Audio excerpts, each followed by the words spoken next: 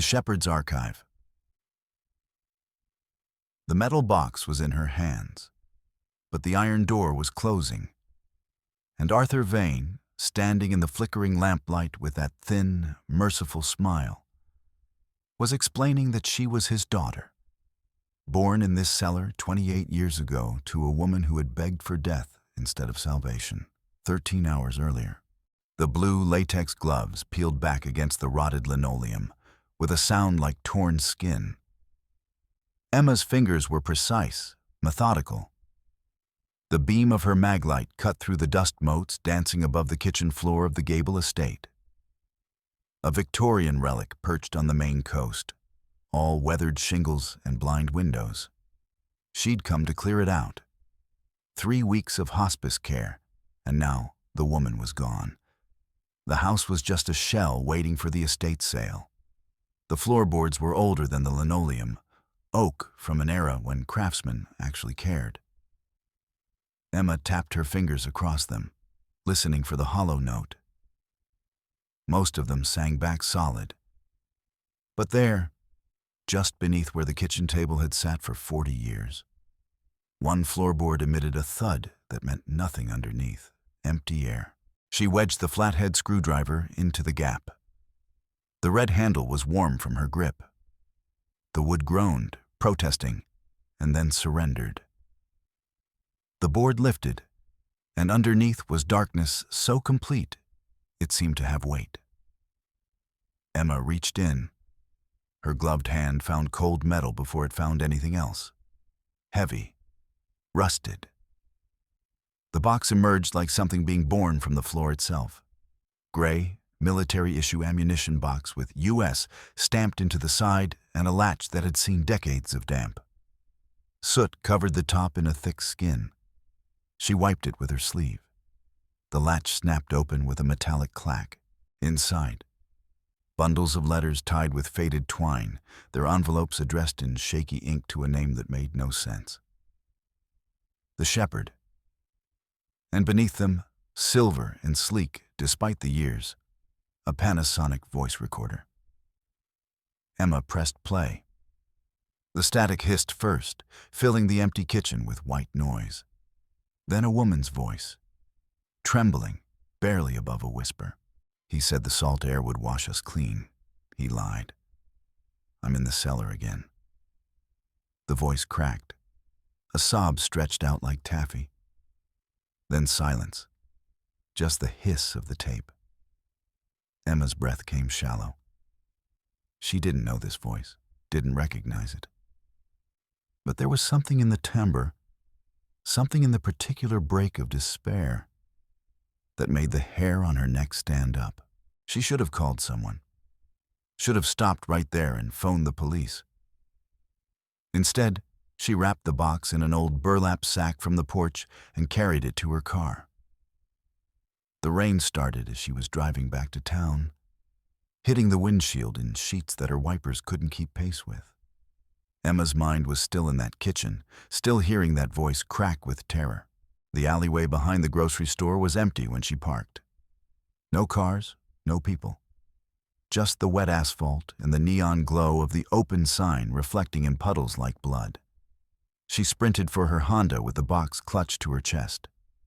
The shadow detached from the brick wall so smoothly, it took her a moment to register it as a man. Yellow slicker, scarred hands.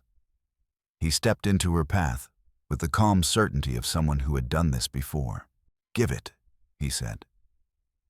Emma didn't think. She drove forward, trying to sidestep him. His hand, thick, rope-veined, shot out and grabbed her wrist, twisting it downward.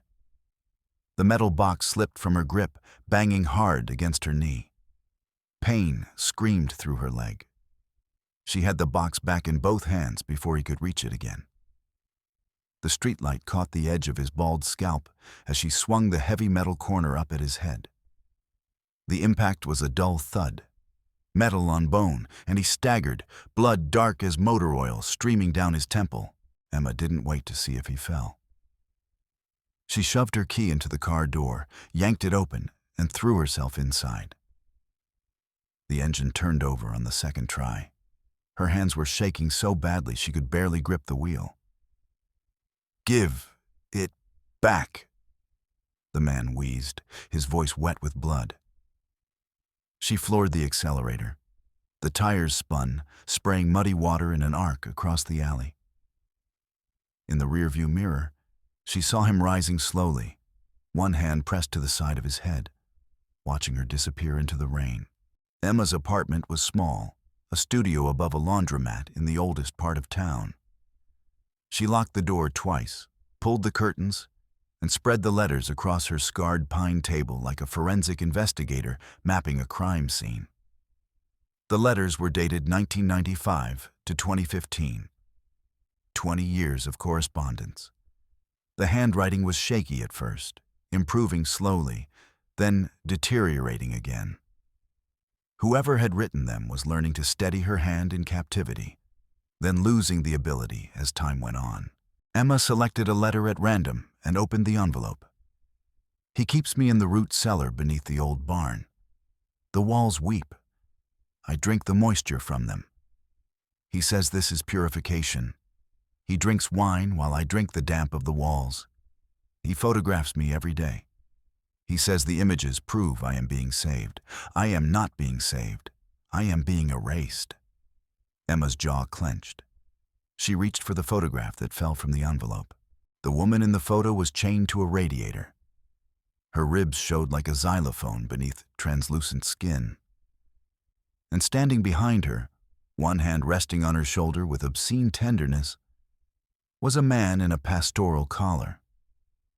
His eyes were distinctive, one blue, one green, and they held the serene certainty of someone who had never once doubted his own righteousness.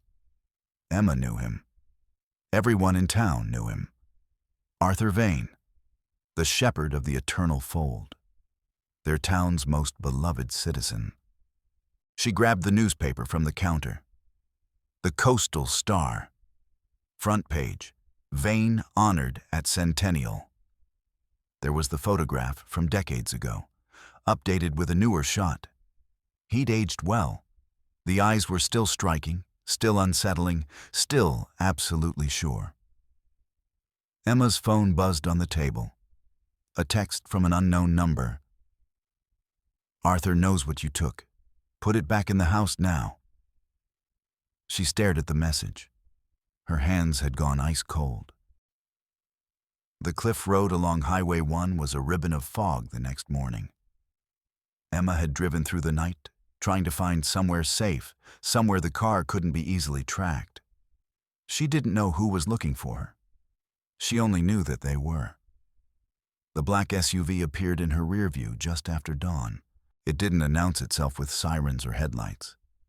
It simply appeared, inches from her bumper, and stayed there. Emma's knuckles went white on the steering wheel. She pressed the accelerator, but the SUV matched her speed exactly. The fog swallowed the road ahead, leaving only the guardrail visible as a suggestion of where the cliff edge lay. The SUV's chrome grille filled her entire rearview mirror. Then it slammed into her. The impact was a thing of pure physics. A transfer of momentum that snapped Emma's head back against the seat rest. Her car lurched toward the guardrail, metal screaming against metal as the SUV pushed her sideways. Sparks flew from the contact point like angry fireflies. Emma yanked the wheel left, and the SUV backed off. For a moment, just one moment, she thought she'd escaped.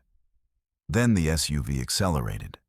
The grille filled her vision again, larger, more certain. It hit her with the force of intention. This time the guardrail won the argument. Her car spun, tires smoking. The world became a pinwheel of fog and asphalt and sky. Something hit her head. The airbag, deploying with a force that was supposed to save her life. The vehicle struck a pine tree sideways, and the impact was a symphony of shattering glass and crumpling metal. Emma hung in the space between consciousness and the void, unable to move, unable to breathe. She didn't know how long she hung there. Long enough to understand that she was hurt. long enough to understand that if she stayed in the car, she would die. She crawled out through the passenger door onto wet pine needles. The metal box was still in the footwell, dented but intact. She grabbed it and tried to run, but her left leg wasn't responding properly. She limped instead, dragging herself toward the tree line as the SUV pulled over 50 yards away. A man emerged, heavy-set, suit soaked with rain, and began moving toward her with the methodical pace of someone who had all the time in the world. Emma threw herself into the woods and disappeared into fog so thick it might have been a living thing. The payphone was outside a shuttered diner on Route 9. Emma's fingers, caked with dried mud, deposited a quarter into the slot. She dared to call the hospice office, her breath held in her throat like a bird learning not to fly. The phone rang once, twice. Coastal Hospice, how may I direct your call? It wasn't the receptionist's voice she recognized. It was Dr. Aris, her boss, the man who'd hired her 3 years ago and seemed to appreciate her work ethic. Emma's heart lifted slightly. Dr. Aris, it's Emma. I need... The voice on the other end changed. It became smoother, more rhythmic, familiar in a way that made her stomach drop like a stone. Emma, lost sheep always come home. Aris is here. He's been a member of my fold for years. Arthur Vane's voice, clear as if he was standing beside her, breathing into the telephone receiver. Emma slammed it down so hard the handset swung like a pendulum. Her hands were shaking. She forced them still and looked across the parking lot. A police cruiser was pulling in. The officer who emerged was a deacon from Vane's church. Emma recognized him from Sunday services, not that she was religious, but everyone went. Everyone attended. The whole town moved in sync to the rhythm of the shepherd's sermon. She bolted. The chain-link fence gave way under her weight, and she vaulted it, landing hard on the other side.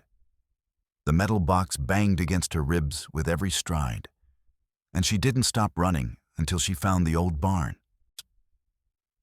The hatch opened like a mouth trying to swallow her.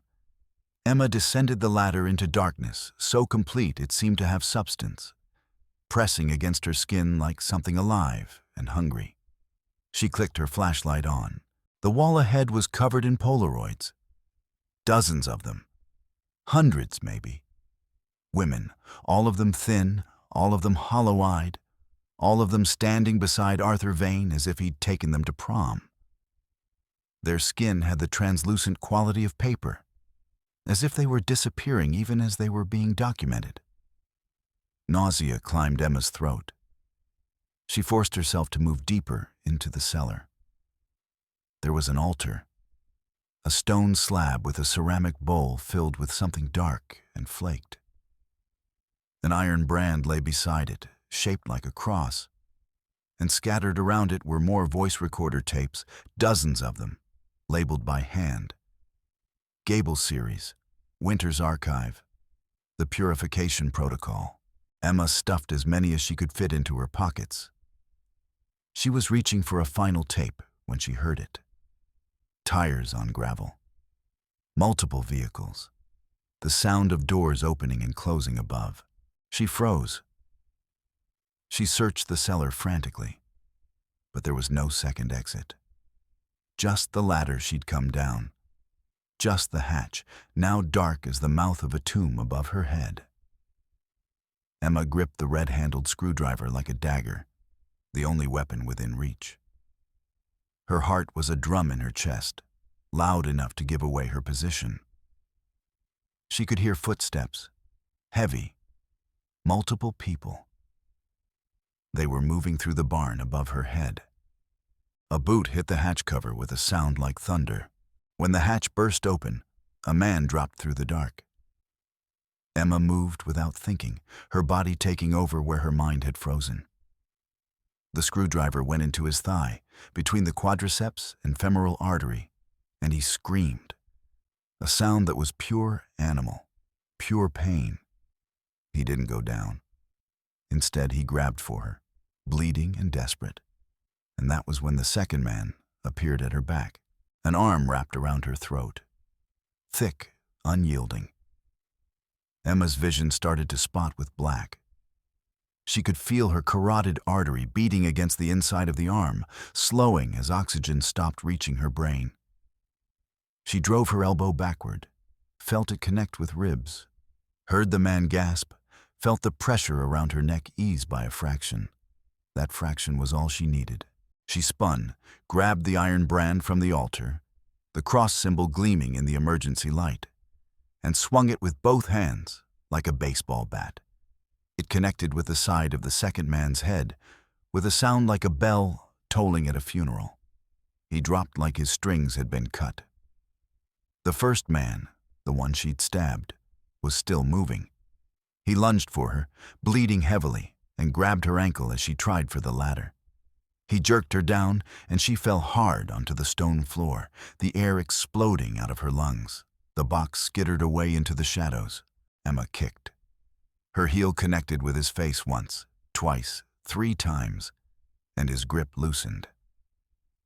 He fell away from her, blood streaming from his broken nose. She scrambled toward the box, but a boot came down on it first. A polished black loafer. Emma looked up. Arthur Vane stood over her, and he was smiling. He looked exactly like his photographs. Exactly like every image Emma had ever seen of him. The pastoral collar gleamed white against his throat. His heterochromatic eyes, one blue, one green, reflected the emergency lighting like a predator's in the dark. He held the metal box like it was a holy relic. "Emma," he said. And his voice was the voice from the payphone, the voice from the recorder, the voice from 2 decades of captivity documentation. "What an unexpected gift. I thought you lost, but you've come home." The 2 men behind him had guns now. They weren't pointing them, but they were holding them like they knew how to use them. Emma was pinned against the stone wall of the cellar, breathing hard, her fight draining out of her like water through a sieve. Vane opened the box. From inside, he withdrew a letter. Not one of Mrs. Gable's frantic epistles. Something older. Something with institutional stationery and an official seal.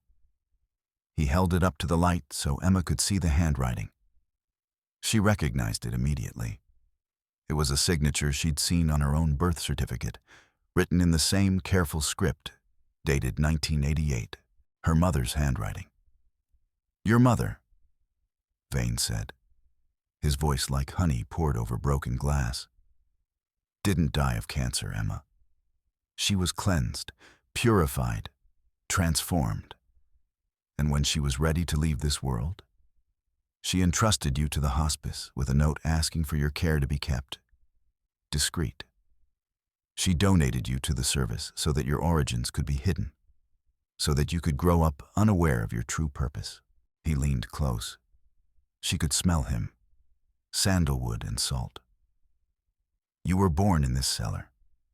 You were the first lamb of the new world, the first child of the shepherd."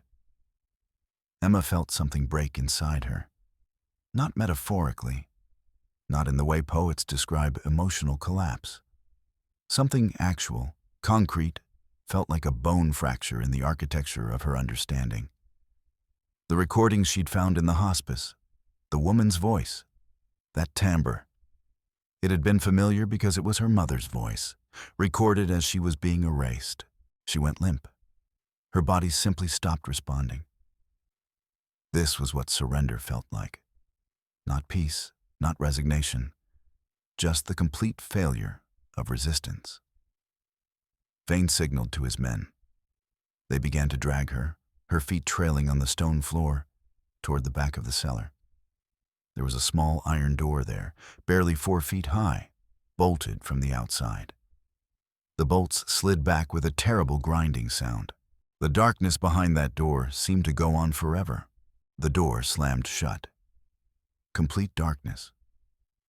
The kind of dark that has weight, that presses down on the eyeballs like thumbs. Emma's fingers scraped at the stone floor until they bled. The scratching sound was the only thing that proved she still existed. A small, desperate vibration in the void. She sat that way for a time she couldn't measure.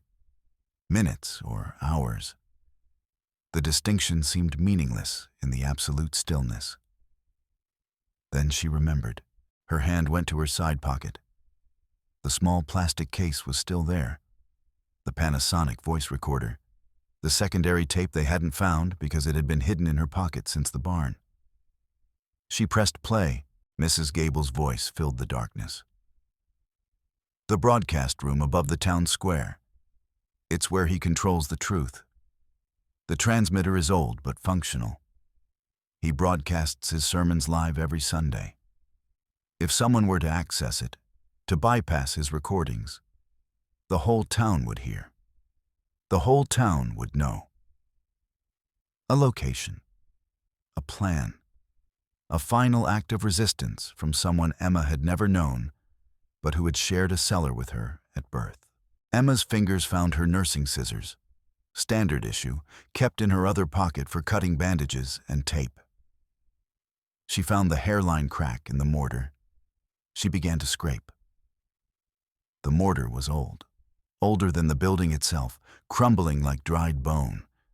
It surrendered to the scissors' point. She scraped hour after hour, until her fingers were raw and the crack had become a crevice. A small stone came loose, then another. She pushed them out into the void. There was a drainage pipe, narrow, slimed with decades of decay. But it led somewhere. She could see a circle of moonlight at the distant end. Emma began to crawl. She emerged from a storm drain behind the town square at dusk, covered in sewage and mud and things she didn't want to identify. The festival was in full swing, marching bands, festival lights strung between oak trees, the whole town gathered like a congregation.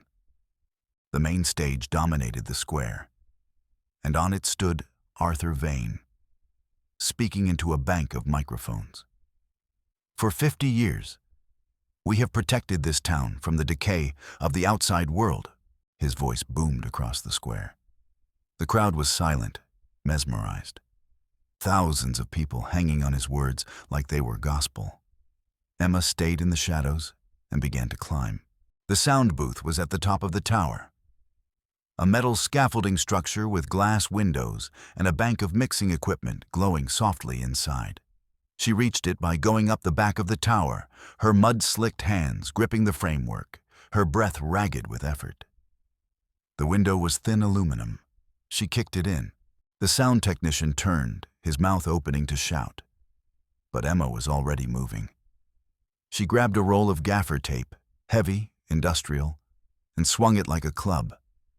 It connected with his face, and he went down, sliding across the soundboard in a spray of spilled coffee and blood.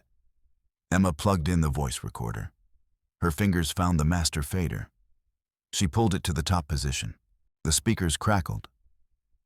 For one moment, there was feedback, a sound like the universe clearing its throat. Then Mrs. Gable's voice filled the night. No, Arthur, please, no more rituals." The crowd in the square froze. "They are sheep to be sheared, every one of them," came Vane's voice, recorded in private moments Emma had never known were being documented. At the podium, Arthur Vane's face transformed. The serene expression cracked like a dropped plate. His eyes, the blue one and the green one, locked onto the sound booth. Emma stood at the window, illuminated by the searchlights, holding the iron brand high so everyone could see. The townsfolk began to move, first slowly, then with accelerating momentum. They climbed onto the stage like a wave. The mayor backed away. The police deacons hesitated, then dropped their heads in shame. Vane tried to run, but he was surrounded. He disappeared under a tide of hands. The pastoral collar tore away. He was screaming something, some prayer, some invocation, some desperate plea for mercy. But the crowd's roar swallowed all of it. The Maine flag fell over the struggle. The stage lights flickered, and Arthur Vane, the shepherd of the eternal fold, the most beloved citizen of the town, vanished into the people he'd spent 50 years controlling.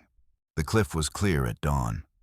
Emma sat on the bumper of an ambulance, wrapped in a white thermal blanket, watching the sun rise in shades of orange and pink. The town sprawled below her, still dark except for the places where Vane's estate was still smoking. Her hands were steady now. The shaking had stopped. She reached into the pocket of the blanket and found an envelope. Small, white. It had been placed there weeks ago, she realized, before she'd been sent to clean out the Gable house, before any of this had begun. It was addressed in Mrs. Gable's careful handwriting. For when the light returns. Emma opened it. Inside was not a confession, no final testament or apology or explanation. It was a bank account number, typed out on a strip of paper. Beneath it was a silver key.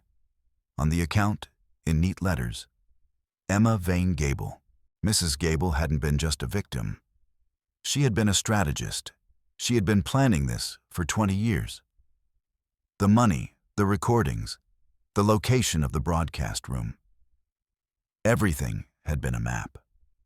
Everything had been designed to end exactly as it had ended. Emma looked out at the ocean.